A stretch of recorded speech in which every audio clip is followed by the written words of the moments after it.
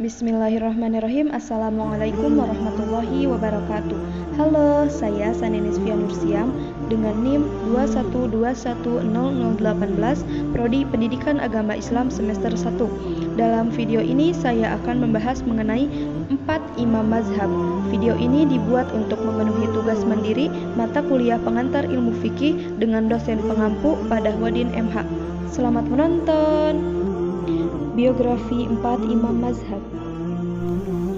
Ahlus-Sunnah wal Jamaah memiliki haluan yang tertuju pada salah satu mazhab 4. Para ulama telah sepakat bahwa 4 imam tersebut telah memenuhi syarat sebagai maqam mujtahid, yaitu Imam Hanafi, Imam Maliki, Imam Syafi'i, dan Imam Ahmad bin Hanbal radhiyallahu anhum ajma'in. Mazhab Hanafi didirikan oleh Imam Abu Hanifah An-Nu'man bin Thabit yang lahir pada tahun 80 Hijriah di kota Kufah dan wafat pada tahun 148 Hijriah. Mazhab ini dikenal sebagai ahli qiyas karena fatwa-fatwa beliau yang banyak menggunakan qiyas atau analogi. Beliau termasuk seorang tabi'in yang cerdas pada masa generasi terbaik Islam. Mazhab ini lahir di Kufah dan semakin masyhur pada saat Khalifah Harun ar-Rasyid.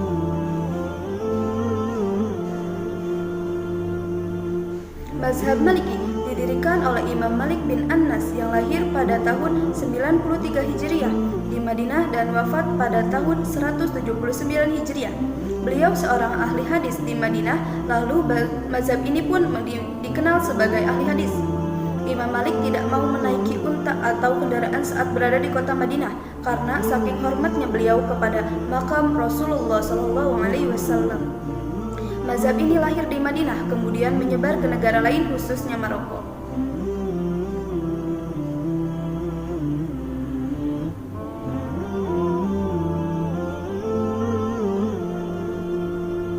Mazhab Syafi'i didirikan oleh Muhammad bin Idris Asy-Syafi'i Al-Quraisy yang lahir pada tahun 150 Hijriah di Uzzah dan wafat pada tahun 204 Hijriah.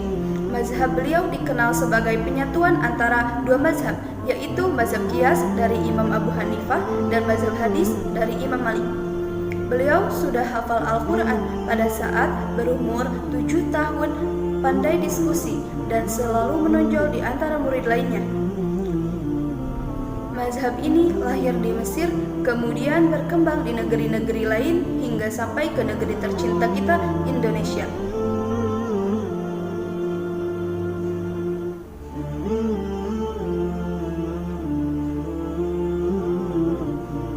Mazhab Hambali didirikan oleh Imam Ahmad bin Hanbal Asy-Syaibani yang lahir pada tahun 164 Hijriah dan wafat tahun 248 Hijriah. Beliau adalah salah satu murid Imam Syafi'i yang sangat istimewa dan tidak pernah pisah sampai Imam Syafi'i pergi ke Mesir. Menurut beliau, hadis dhaif dapat dipergunakan untuk perbuatan-perbuatan yang abdal, qadailul akmal, bukan untuk menentukan suatu hukum, dan mazhab Hambali sangat populer di kota Baghdad.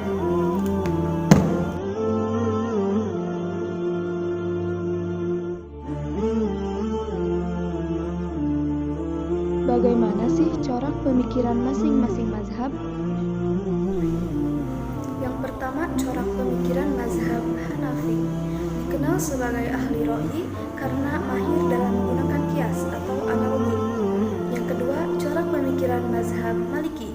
Mazhab ini bercorak pemikiran hadis karena Madinah memang menjadi pusat peredaran hadis dan keluarga beliau juga terkenal sebagai perawi hadis, sehingga mazhabnya bercorak sebagai mazhab hadis. Yang ketiga, corak pemikiran mazhab Syafi'i adalah penggabungan antara fikih Hanafi dan fikih Maliki. Beliau terkenal dengan istilah qaul qadim dan qaul jadid sebagai wujud dinamika pemikiran ilmu fikih. Yang keempat, corak pemikiran mazhab Hambali. Mazhab ini lebih mengutamakan hadis mursal.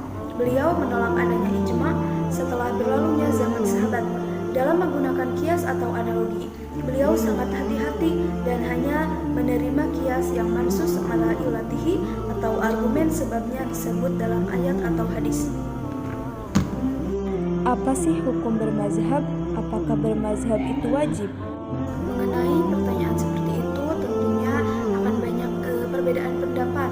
Ada yang menyebutkan bermazhab itu wajib dan ada juga yang menyebutkan bermazhab itu tidak wajib.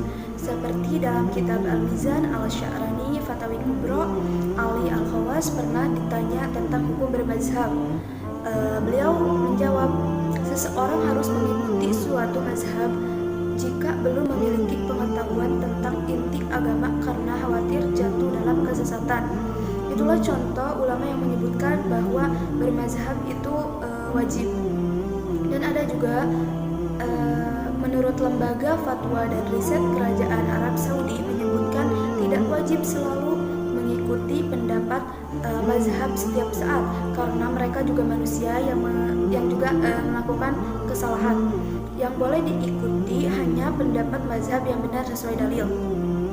Syekh Muhammad Salih Al-Utsaimin dalam Al-Halal wal Haram menasihati agar seseorang tidak fanatik dalam mazhab tertentu. Menurut Syekh Utsaimin, pasti ada di antara kelompok-kelompok tersebut yang bersikap pertengahan. Setiap orang bisa mengambil pendapat seorang ulama atau imam asalkan pendapatnya didasarkan pada kitabullah dan sunnah Rasul. Fanatik terhadap salah satu mazhab, menurut Syekh Utsaimin, terkadang membuat orang menyesatkan orang lain padahal pendapat orang tersebut yang lebih dekat kepada kebenarannya. Sekian dan terima kasih. Wassalamualaikum warahmatullahi wabarakatuh.